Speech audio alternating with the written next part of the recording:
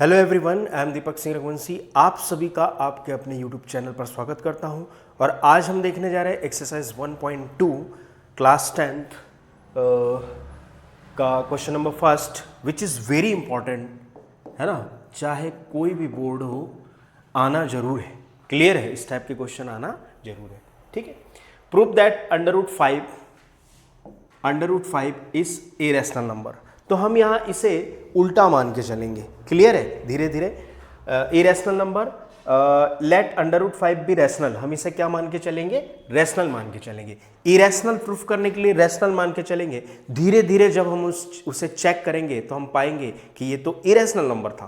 Clear है, ठीक है। तो लेट अंडर रूट 5 भी रैशनल नंबर। जब रैशनल होगा तो we can write under root 5 in the form of p upon q, where q should not equal to 0।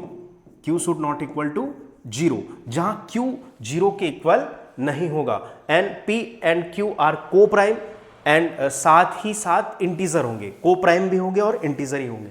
यहां को प्राइम का मतलब क्या है? ये जो को प्राइम है, को प्राइम का मतलब यहां पर क्या है? जिसका ऐसे दो नंबर a और b जिसका कॉमन फैक्टर 1 के अलावा कुछ और ना हो। क्लियर है, ऐसे दो नंबर p a और b या p और q जिसका कॉमन फैक्टर 1 के अलावा कोई दूसरा ना हो, 1 के अलावा कोई दूसरा ना हो, इन्हें बोलते हैं को प्राइम। और को प्राइम ऑब्वियस इंटीजर भी हो सकता है। को प्राइम नंबर क्या हो सकता है? इंटीजर भी हो सकते हैं।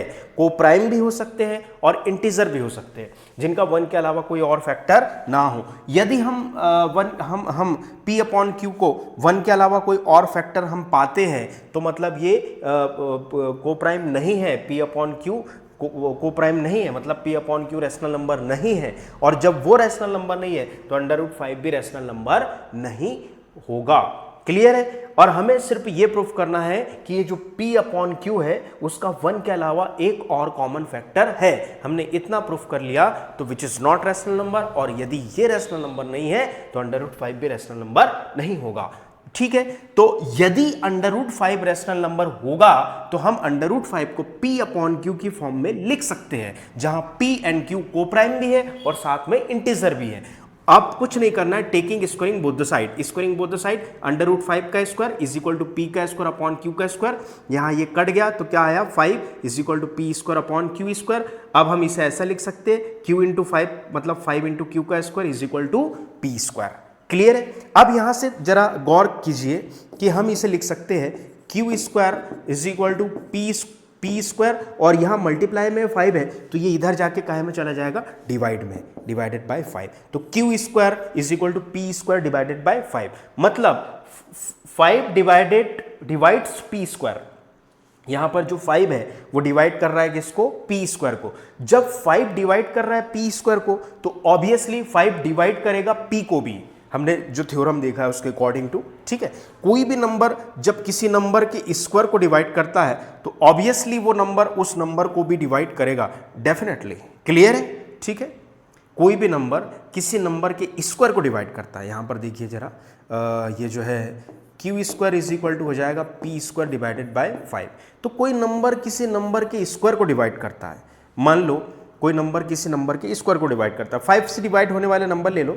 मान लो 5 से डिवाइड होने वाले नंबर है 5 का स्क्वायर लिया हमने, जो कि 5 से डिवाइड है, मतलब 25 5 से डिवाइड है। तो कोई नंबर यदि 5 से डिवाइड है, ठीक, किसी नंबर का स्क्वायर यदि 5 से डिवाइड है, 5 5 से 25, तो वो नंबर भी 5 से डेफिनेटली डिवाइड होगा, डेफिनेटली। क्लियर है। अगला एग्जाम्पल देख लो, यदि कोई नंबर 2 से डिवाइड है, कोई नंबर 2 से डिवाइड, मान लो c, कोई नंबर c का स्क्वायर 2 से डिवाइड है, किसी नंबर का स्क्वायर 2 से डिवाइड है, और नंबर का स्क्वायर 2 से डिवाइड है, मतलब मान लो 4 का स्क्वायर 2 से डिवाइड है, c की प्लेस पे 4 लिया, मतलब 16 2 से डिवाइड है, ठीक है। तो वो नंबर जो 4 है ना, वो भी डेफिनेटली 2 से डिवाइड होगा। मतलब किसी नंबर का स्क्वायर यदि 2 से डिवाइड है तो वो नंबर भी 2 से डिवाइड होगा। मतलब कोई नंबर का स्क्वायर यदि 5 से डिवाइड है तो वो नंबर भी 5 से डिवाइड होगा। You can check from different example also. Clear है, ठीक है। तो यहां तक हमें समझ में आ गया। अच्छा ये बात हो गई। अच्छा वो नंबर किस टाइप का होगा? यदि कोई नंबर p स्क्वायर 5 से डिवाइड है तो p भी 5 से डिवाइड होगा। मतलब ये जो p होगा वो किस टाइप का नंबर होगा? 5c टाइप का नंबर, जब भी तो 5 से डिवाइड है।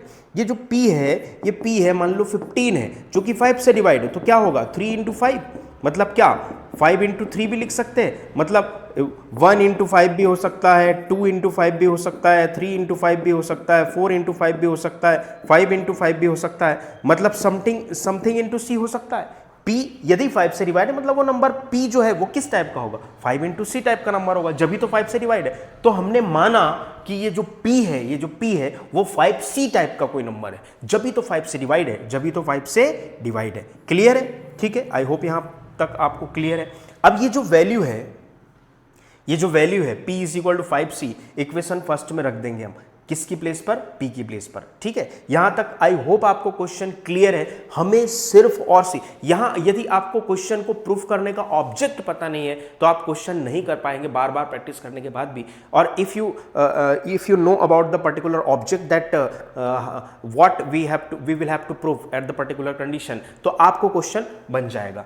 क्लियर है? तो यहां पर आपको ये प्रूफ करना है कि ये जो p अपॉन q है वो एक कॉमन नंबर से डिवाइड है, इसका 1 के अलावा एक कॉमन फैक्टर और है, बस इतनी सी बात है। क्लियर है? तो यहां पर p is equal to 5c होगा जब भी वो p 5 से डिवाइड होगा। क्लियर? अब p हमने इक्वेशन फर्स्ट में p की प्लेस पर 5c रखा, तो equation first 5q square as it is है, इक्वल का साइन एज इट इज है, p की प्लेस पर हमने 5c रखा, उसका स्क्वायर। अब यहां आते हैं, अब 5q square as it is है, ये पावर इस पे लगी तो 5 5 जा 25, और ये पावर इस पे लगी तो c स्क्वायर। ठीक है, तो q square is equal to, ये इससे कट जाएगा, 5 1 जा 5 और 5 5 जा 25, तो q square is equal to 5c का स्क्वायर। हमें इसे ऐसा भी लिख सकते हैं कि q स्क्वायर, ये मल्टीप्लाई का जो 5 है वो डिवाइड में आ जाएगा अपॉन में 5 is equal to c square.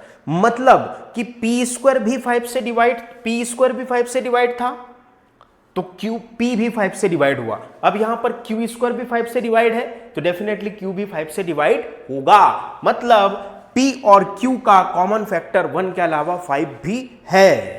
Clear है? बस यही हमें लाना था। ठीक है, तो q is equal to 5c square, q square upon 5 is equal to c square, मतलब 5 इफ 5 डिवाइड्स q स्क्वायर, तो डेफिनेटली 5 डिवाइड्स q ऑल्सो। क्यों? क्योंकि जब कोई नंबर किसी नंबर के स्क्वायर को डिवाइड करता है तो डेफिनेटली वो नंबर उस नंबर को भी डिवाइड करेगा। Once again I would like to explain what, कि कोई नंबर का स्क्वायर यदि 2 से डिवाइड है, 2 2 जा 4, तो डेफिनेटली वो नंबर भी 2 से डिवाइड होगा। क्लियर है? यही वाली बात यहां पर है कि यदि q स्क्वायर 5 से डिवाइड है तो q भी 5 से डिवाइड होगा। सो 5 is the common factor. Clear है? हम फर्स्ट और सेकंड को ऑब्जर्व करें तो 5 इज द कॉमन फैक्टर। 5 ने p को भी डिवाइड किया था, 5 ने q को भी डिवाइड किया, तो 5 is the common factor of both p and q। This contradiction is arisen because of our incorrect assumption. मतलब ये क्यों ये उत्पन्न हुई स्थिति, हमने जो गलत मान चुके थे। क्लियर है? हम आम को जाम मान चुके थे, और हम जब धीरे धीरे उस पर एक्सपेरिमेंट करने लगे तो वो तो जाम थी, वो तो आम था, हम उसको जाम मानने लगे। तो हमने प्रूफ किया कि नहीं, ये जाम ही है। हम आम को जाम मान के चले थे और धीरे धीरे हमने एक्सपेरिमेंट किया तो पता लगा तो ये तो आम की प्रॉपर्टी फॉलो कर रहा है। क्लियर है? तो because of our incorrect assumption, so √5 जो है, √5 है। क्लियर है? √5 जो है वो क्या है? √5 इज इरेशनल नंबर। कौन सा नंबर है? Irrational number. क्लियर है? तो आई होप आपको क्वेश्चन समझ में आया होगा। Thank you.